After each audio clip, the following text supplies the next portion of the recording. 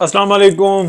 P M L N کی سیاست اس وقت جس منجدار میں ہے اور جس کرائسس کا شکار ہے، جتنے جو اچھے آپ کہہ لیں کہ پی ایم ایل این کے جو ویل ویشرز ہیں وہ اس قدر تکلیف میں ہیں کہ وہ بیان نہیں کی جا سکتی، لیکن وہ اپنے ہی معاملات کو جو انسان ہے وہ درست کرنے کے لیے انتہائی پریشان ہے اور بات کر رہے ہیں۔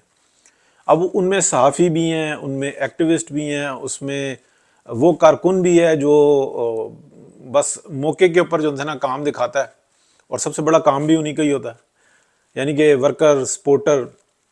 تو وہ سب جو نا انتہائی پریشانی کے عالم کے اندر ہیں کہ یہ ہو کیا رہا ہے، جبکہ ہمارے جیسے وہ لوگ جو پارٹی کے ساتھ بھی منسلک ہوتے ہیں، پارٹی کی میٹنگوں میں بھی شریک ہوتے ہیں، جو ہائی کمان کی میٹنگز ہوتی ہیں، جو کبھی کبھار جو آن لائن ہوتی ہیں اس کے اندر بھی شریک ہوتے ہیں، اپنا مشورہ بھی دیتے ہیں، بات بھی مکمل سنتے ہیں، اور جو دور حاضر کے تقاضے ہیں اس کے اوپر اپنی رائے بھی دیتے ہیں۔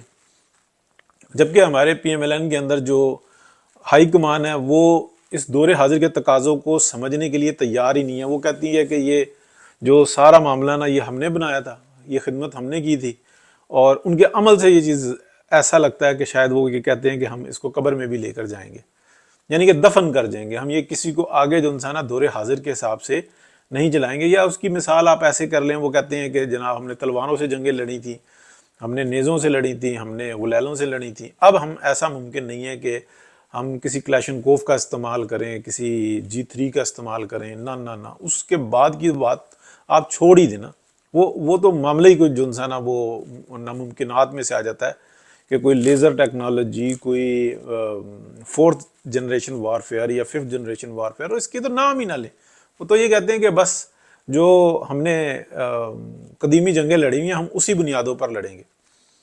ابھی میں دیکھ رہا تھا بلاول بھٹو زرداری صاحب کی پریس کانفرنس، اس میں انہوں نے مطیع اللہ جان کو کس طرح سے آڑے ہاتھوں لیا، گو کہ وہ بالکل غلط تھے، بلاول بھٹو بالکل غلط تھے، اور وہ یہ کہہ رہے تھے مجھے سنگل آؤٹ کرو، تمہیں کس طریقے سے سنگل آؤٹ کر لیں۔ سب سے بڑے جو اس وقت میں شہباز شریف صاحب کے بعد جو کی ہو اسٹیبلشمنٹ کی، تو وہ پیپلز پارٹی ہے، بطور پارٹی جو انسی ہے نا، اور اس کے اندر آپ اس کے اسٹار وارڈ ہو، تو یہ سب جانتے ہیں۔ اب مانگتے ہیں، وہ کہتے ہیں ثبوت دیں، تو ثبوت تو بہت سارے لوگوں کے پاس ہیں، ثبوت تو اتنے زیادہ ہیں جس کا کوئی حساب نہیں ہے۔ ایگزیکٹلی جب مریم نواز شریف کو کراچی کے اندر ہوٹل کے کمرے کے اندر جب دروازہ توڑ کر اور انٹر ہوئے تھے اور میسج دیا تھا کہ اس صوبے کے اندر نہیں آنا، اس صوبے میں آپ کا کوئی کام نہیں ہے، وہ یہی تھا نا اسٹیبلشمنٹ کا میسج، پس پردہ۔ اور کیا کہتے ہیں،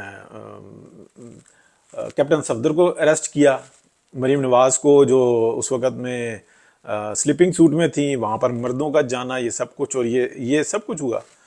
اس کے بعد بلاول صاحب نے جناب بڑی غیرت مندی کا مظاہرہ دکھایا، آئی جی اور پولیس نے وہاں پہ استعفے دیے، یہ سب کچھ ہوا۔ پھر کیا کہتے ہیں، یہ سارا معاملہ یعنی کہ مریم نواز لاہور آ گئی، اور لندن میں میاں محمد نواز شریف تھے، انتہائی پریشانی کی بات تھی۔ اس دوران پہلے مریم نواز کو فون آیا، ٹھیک ہے، یہ میں آپ کو منٹس بتا رہا ہوں، 3:16 پہ۔ اس کے بعد یعنی کہ پہلا فون، رابطہ پہلے اس میں کہا کہ نہیں کرتے، بات ہی نہیں کرتے۔ پھر دوسرا رابطہ ہوا لندن میں میاں محمد نواز شریف سے، وہاں سے بھی انکار ہو گیا۔ پھر تیسرا رابطہ ہوا بلاول صاحب سے، انہوں نے فون پہ اٹھا کے تو دھمالیں ڈالیں، جس کو جناب یہ ہوا کہ جناب چیف صاحب کی کال آ گئی اور یہ سب کچھ ہو گیا۔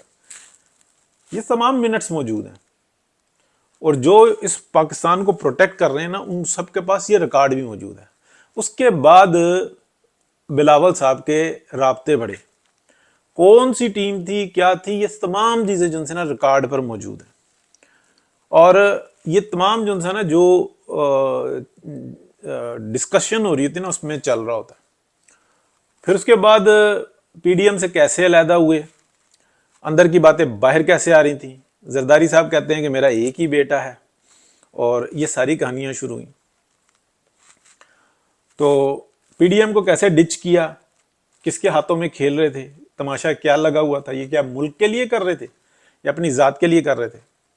پھر وہ ہمارے چاچو جو ہیں نا, مشترکہ ہی چاچو ہیں ویسے, مریم بیوی کے چاچو ہیں, ان کی شوق وزارت عظمیٰ جو ہے نا, جو اچھلی ہوئی ہے نا, تو PMLN کی تو بیڑا گرک کیا ہی کیا سیاست کا, پاکستان کی سیاست کا بھی وہ بیڑا گرک کرنے پر تلے میں, لیکن وہ پیچھے نہیں ہٹتے. کوئی شرم آ جائے تو وہ ممکن نہیں ہے, ان کی جو ہے نا سرشت میں ہی نہیں ہے.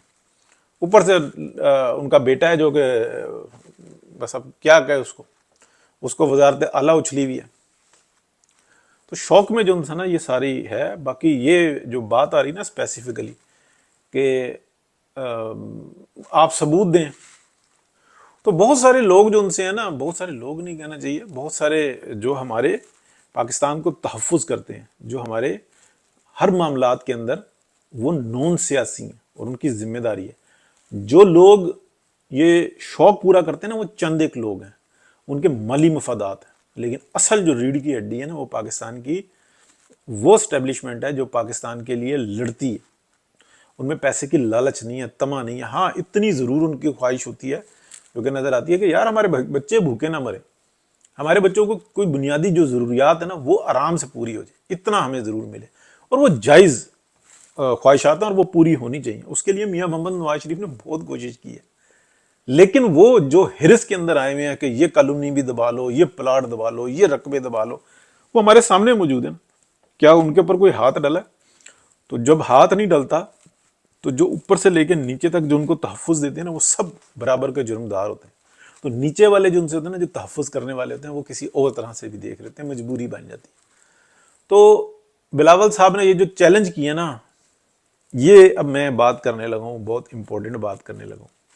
اب میرا خیال ہے کہ کوئی آڈیو ویڈیوز کا دور شروع ہوگا, مجھے لگ رہا ہے, یہ میرا ہنچ ہے. کیونکہ اتنا چوہا پونچھل پہ کھڑا ہو تو اس کا بیلنس نہیں رہتا, جیسا کہ بلاول بھٹو زرداری صاحب اس وقت میں نظر آ رہے ہیں. ان کی بات کرنے کا انداز, تو میں تھوڑا سا ریکارڈ بھی لگا دیتا ہوں, آپ بھی سنیں اور پھر انجوائے کریں. ٹینشن نہیں لینی, اللہ کے سپرد ہے سب کچھ, رب کی ذات بڑی ہے. پاکستان کے جو سیکیورٹی کے ادارے ہیں نا, یہ بہت مضبوط ہیں. اس کے اندر یہ جو چند لوگوں نے کمالات دکھائے ہیں نا, الٹی چھلانگیں ماری ہیں, وہ ان سے بھی تنگ ہے. اور انشاءاللہ بہتر ہی بہتر ہوگا, بہت بہتر ہوگا. وہ تو ٹیکنیکلی تو سب سے سنگل لارجسٹ تو وہ ہے, مگر وہ کہتے ہیں کہ ہم کسی سے بات نہیں کریں گے. تو اگر وہ سنگل لارجسٹ ہے اور کسی سے بات نہیں کریں گے, مطلب تو وہ حکومت نہیں بناتے ہیں. دوسری طرف ہمارا نون لیگ ہے, پاکستان پیپلز پارٹی نے یہ فیصلہ کیا, CC کے بعد میں نے پریس کانفرنس کی کہ جو ہمارے پاس آئے ہیں, دوسرے تو آئے ہی نہیں نا, تو جو ہمارے پاس آئے ہیں پھر ان کے ساتھ ہم مل کے بات کرتے ہیں. مگر اب اگر میں نے مسلم لیگ کو ووٹ دینا ہے تو میں اپنے ٹرمز میں مسلم لیگ کو ووٹ دوں گا نا. میں نون لیگ کے ٹرمز پہ آ کے نون لیگ کو ووٹ کیسے دوں؟ تو اب میں سمجھتا ہوں کہ جو ہمارا ڈائیلاگ کمیٹی ہے, یہ جو سسپروی ہے, یہ جو ڈیلے ہوا ہے, یہ جس ڈائیلاگ کمیٹی کی نان سیریسنس کی وجہ سے ہے. اور اس نان سیریسنس کا نقصان مجھے تو نہیں ہو رہا, یہ نقصان پاکستان کا ہو رہا ہے, پاکستان کی جمہوریت کا ہو رہا ہے. اور جتنا جلدی یہ حل ہو تو میرا خیال میں اسٹیبلٹی کے لحاظ سے, آنے والے گورنمنٹ کے لحاظ سے بہتر ہوگا. مگر دوسرے کے جلدی ہوگا, میرا اپنا اور پاکستان پیپلز پارٹی کا کوئی جلدی نہیں ہے. ہم اپنا موقف پہ قائم ہیں, نہ ہی ہم اپنا موقف تبدیل کر رہے ہیں. اگر کسی اور نے اپنے موقف تبدیل کرنا ہے تو پروگریس ہو سکتا ہے. اگر کوئی اپنا موقف تبدیل کرنے کے لیے تیار نہیں ہے تو مجھے پھر ایک بہت خطرناک سٹیل میٹ نظر آ رہا ہے. اور اس سٹیل میٹ کے نتیجے میں جو ہوگا وہ نہ پاکستان کی, میں جانتا نہیں ہوں کہ ایگزیکٹلی کیا ہوگا, مگر اتنا آپ کو بتا سکتا ہوں کہ وہ نہ پاکستان کی جمہوریت کا فائدہ میں ہوگا, نہ پاکستان کی معیشت کا فائدہ میں ہوگا, نہ پاکستان کی وفاق کا فائدہ میں ہوگا, اور نہ ہمارا پولیٹیکل स्टेबिलिटी का फायदा नहीं होगा।